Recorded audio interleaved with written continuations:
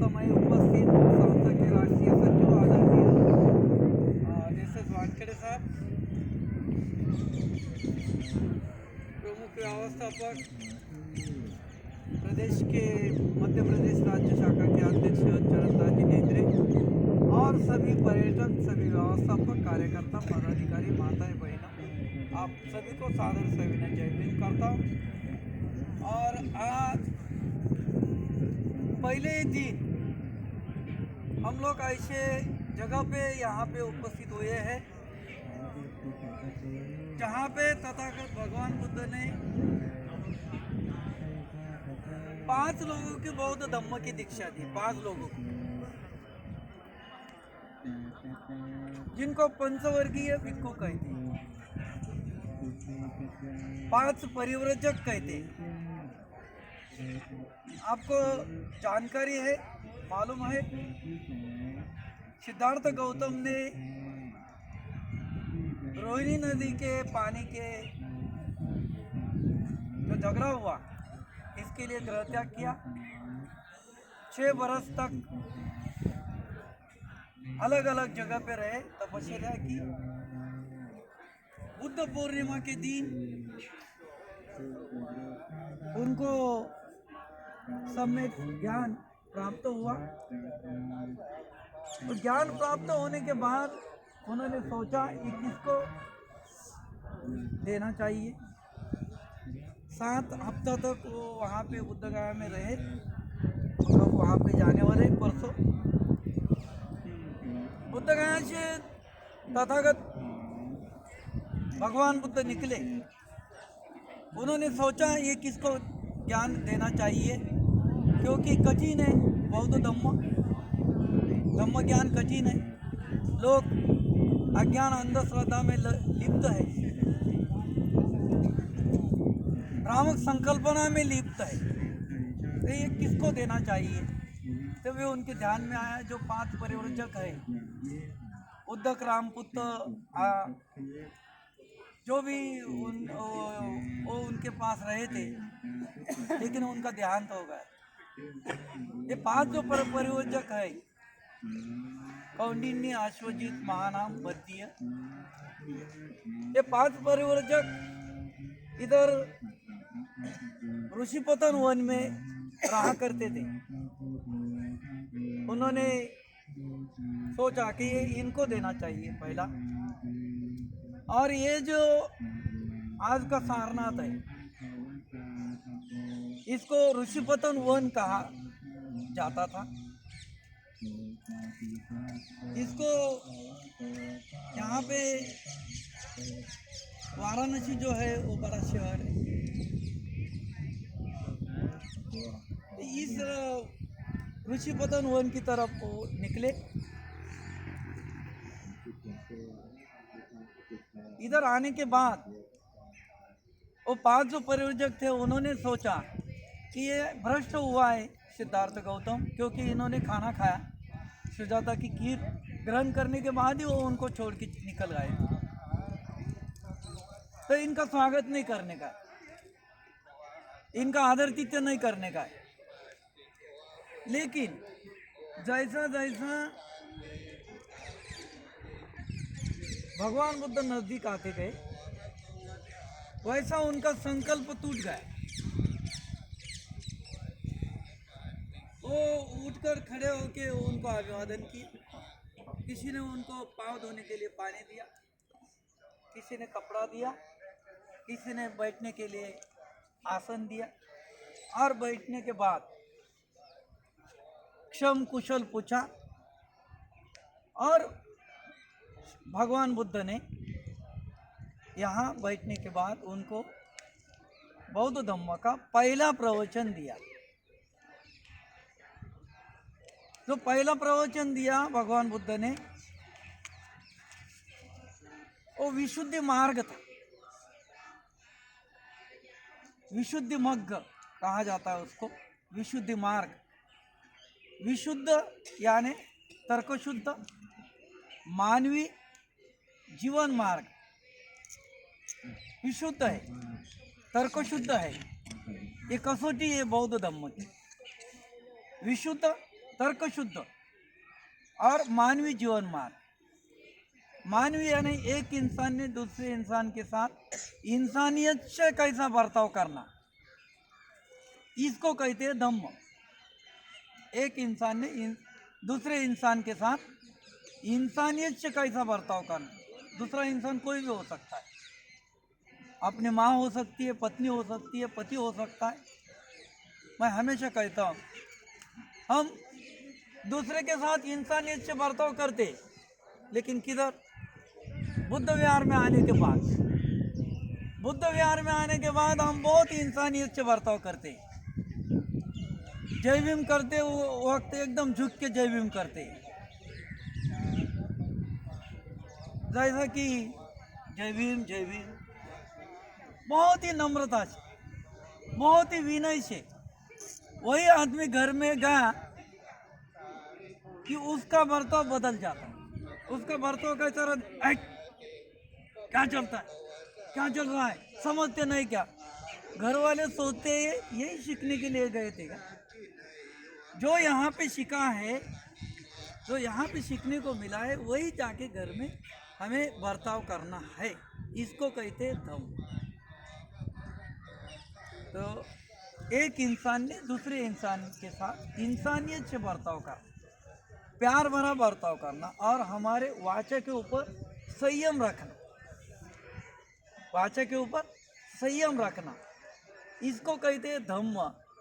और धम्म ये जीवन जीने की कला। तो भगवान बुद्ध ने ये पहला प्रवचन यहाँ पे दिया। इसको सारनाथ, जो भगवान बुद्ध की मूर्ति है यहाँ की, सारनाथ की मुद्रा कहते हैं। तो इसको ऐसा कहा जाता, ऐसा कहा जाता है। तो ये जो है, ये सारनाथ की मुद्रा है, यानी ये अनित्य, अनात्म, दुख, अनित्य, अनात्म और दुख, ये तीन। ये जो मुद्रा है, ऐसी 7 प्रकार की मुद्रा मिलती है, जगह जगह पे देखने को मिलेगा। ये मुद्रा सारनाथ की मुद्रा है और ये बहुत ही प्रचलित है पूरे विश्व में। विश्व की, भगवान बुद्ध की विश्व में कौन से भी देश में जाओगे तो ये सारनाथ की जो मुद्रा है, ये मूर्ति आपको देखने में मिले। तो ये पहला प्रवचन भगवान बुद्ध ने यहाँ पे दिया। समय अपने पास कम है, जैसा जैसा समय मिलेगा शाम को इसके बारे में थोड़ा थोड़ा बता देंगे। विशुद्ध जीवन मार्ग क्या है, विशुद्ध किसको कहते हैं, प्रमुख मुख्य रूप से इसको आपको बता देंगे शाम को, आज कल 1-2 दिन में, जैसा इधर समय कम है अपने पास। तो भगवान बुद्ध ने ये विशुद्धि मार्ग के ऊपर मार्गदर्शन किया। जो 5 परिव्रजक, इनका संकल्प टूट गया, जो ऋषि थे उसका पतन हुआ, उसका पतन हुआ। इसके लिए इस जगह का नाम पड़ा है ऋषि पतन वन। इसके पहले इसको मृगदाय वन कहा करते थे। मृगदाय वन, मृग रहते थे। आप भगवान बुद्ध की मूर्ति देखेंगे, तस्वीर देखोगे, उसके इर्द गिर्द आजू बाजू में मृग है, हरिण, हिरण है। फोटो में देखोगे तो हिरण है। इसके लिए इसको मृगदाय वन कहा करते थे। मृग यहाँ पे बहुत, हिरण बहुत। लेकिन ये 5 ऋषि का पतन हुआ, इसके लिए इसका नाम पड़ा ऋषि पतन वन। भगवान बुद्ध ने यहाँ पे धम्म का सार बताया। सुबह में हमने जो एक गाथा ली धम्म की, जिसमें सार है, धम्म पालन गाथा कहते हैं। सब पापस्करणं कुशलसोपसंपदा सचित परियोदपनं एतं बुद्धानुशासन। सभी प्रकार के पापों से, अकुशल कर्म से अलिप्त रहो, स्वचित्त का दमन करो อยู่ทั้งสองฝั่ง स्वचित्त के ऊपर मन के ऊपर कंट्रोल करो, यही बुद्ध का शासन है। और कुशल कर्म करो, यही बुद्ध का शासन है। 4 ही लाइन में भगवान बुद्ध ने पूरा धम्म का ก็แพ้ सार बताया।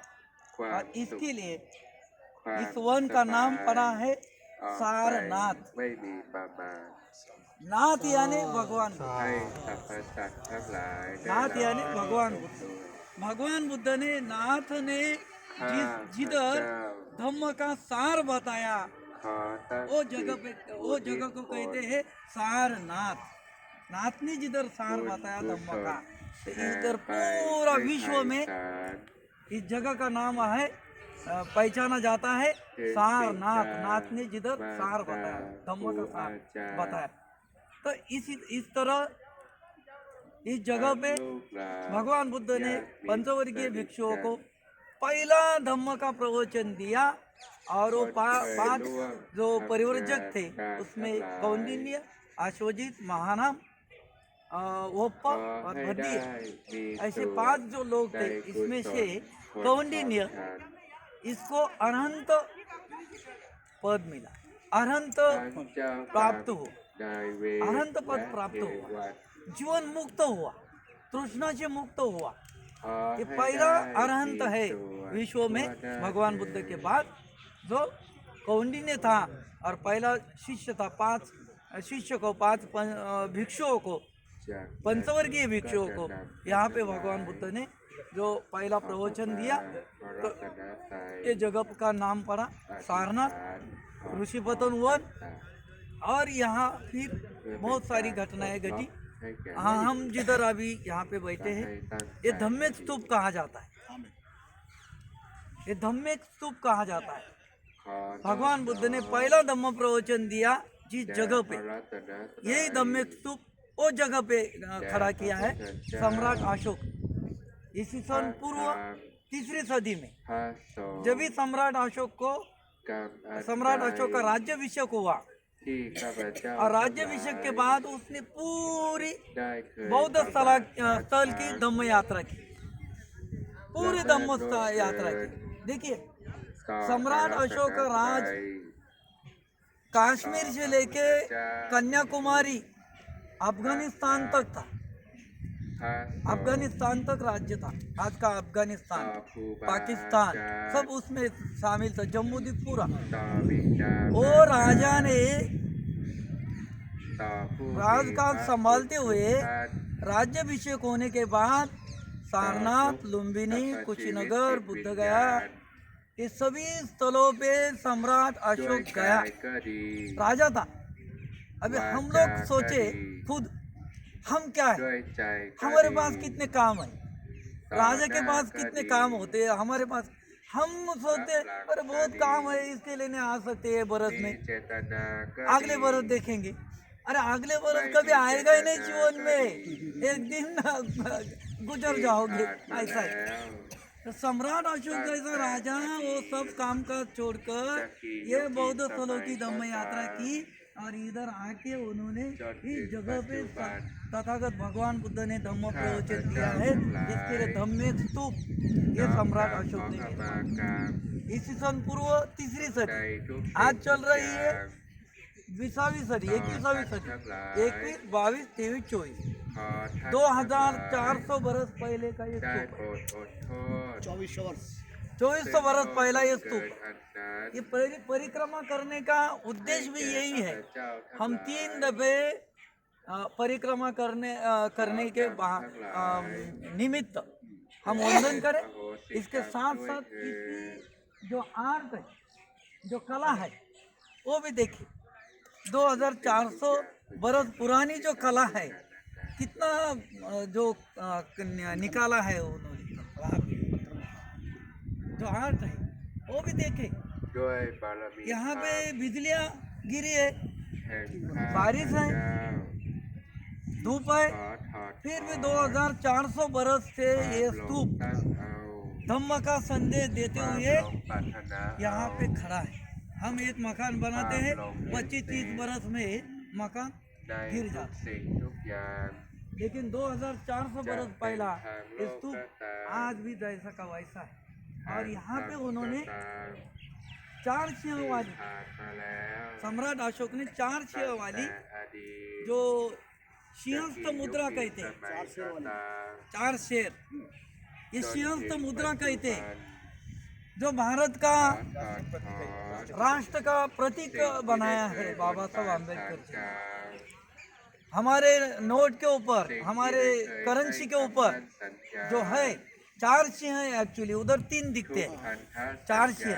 वो 4 सिंह वाला जो अशोक स्तंभ था धम्म का, वो इधर सारनाथ उन्होंने प्रतीकात्मक रूप से वो स्तंभ बनाया था, और चारों दिशा में 4 सिंह, और उसके नीचे एक हरिण, एक अश्व, एक बैल यानी ऋषभ, और एक हाथी, ऐसे 4 प्राणी इसका भी प्रतीक है, इसका भी मीनिंग है, अलग मीनिंग है, वो भी शाम के टाइम पे बताएंगे।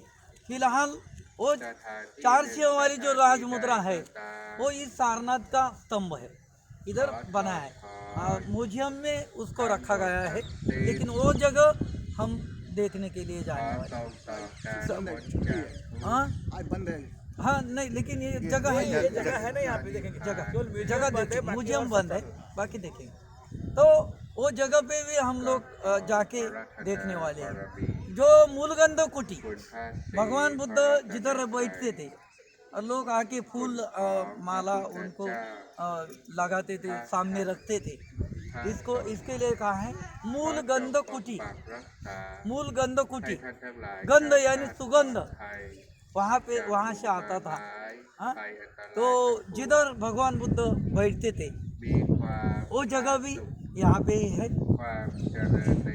1800 बौद्ध धम्म ईस्वी पूर्व 500 से करीब ईस्वी 9वीं सदी तक यहाँ पे विराजमान था, 10वीं सदी तक विराजमान था, बहुत ही पूरे विश्व में फैला हुआ था।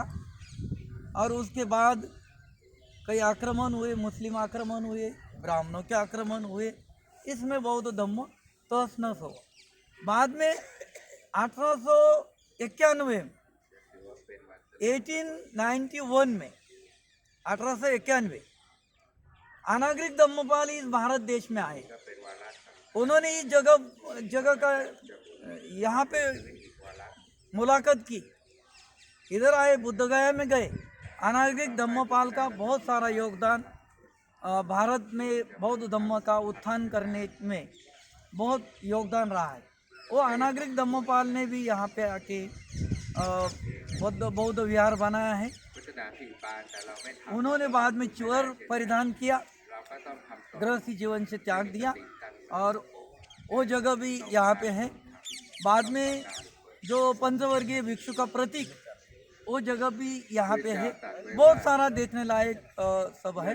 और ये यहाँ से आप निकलेंगे तो बड़ा बुद्ध विहार था, बहुत बड़ा विहार था। ये जो स्तूप दिख रहे हैं अलग अलग, जो अनंत भिक्षु है, बड़े बड़े भिक्षु हुए, उनका निधन हुआ तो उनके अस्थि के ऊपर अस्थि स्तूप बनाए, तो वो भी हमें यहाँ पे देखने को मिलेगा। कई देशों के बुद्ध विहार, हम कहते हैं कि हमारा बौद्ध धम्म पूरे विश्व में है, लेकिन खाली ये बोलने से नहीं होता है। खाली बालाघाट में बैठ के बोलेंगे पूरे विश्व में बौद्ध धम्म है, खाली ग्वालियर में बैठ के बोलेंगे तो नहीं होता है। यहाँ आज अभी हम इधर आने के बाद मालूम पड़ता है, अरे थाईलैंड का बुद्ध विहार है यहाँ पे, जापान का बुद्ध विहार है यहाँ पे, चाइना का बुद्ध विहार है, कोरिया का बुद्ध विहार है, श्रीलंकन बुद्ध विहार है।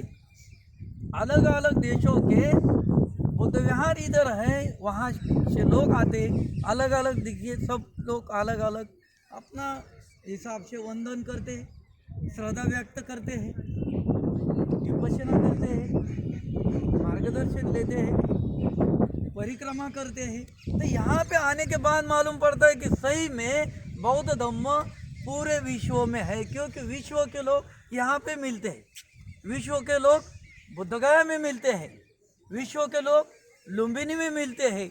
तो हमें हमारा कुशल कर्म का प्रतीक है। हम बाकी अभी सब काम धाम सर्विस और गृहस्थ जीवन का सब ये जो आप है ये छोड़कर हमें सही में धम्म के मार्ग पर चलने के लिए यहाँ पे आए हैं। 15 दिन का हमारा जो यात्रा है ये सुखद आनंदमय और बहुत ही अच्छी तरह से होने के लिए मैं आप सभी को मंगल कामना व्यक्त करता हूँ। और जगह जगह पे हम लोग वंदन करेंगे, मार्गदर्शन करेंगे। अपनी श्रद्धा भगवान बुद्ध के प्रति, बाबा साहब अम्बेडकर जी के प्रति हम व्यक्त करेंगे। आपको फोटो निकालने का भी वक्त दिया जाएगा हर जगह पे, जैसा वंदना है, मार्गदर्शन है और फोटो का सेक्शन रहेगा फोटो निकालने के लिए भी, क्योंकि ये यादगार है, ये याद रहने वाली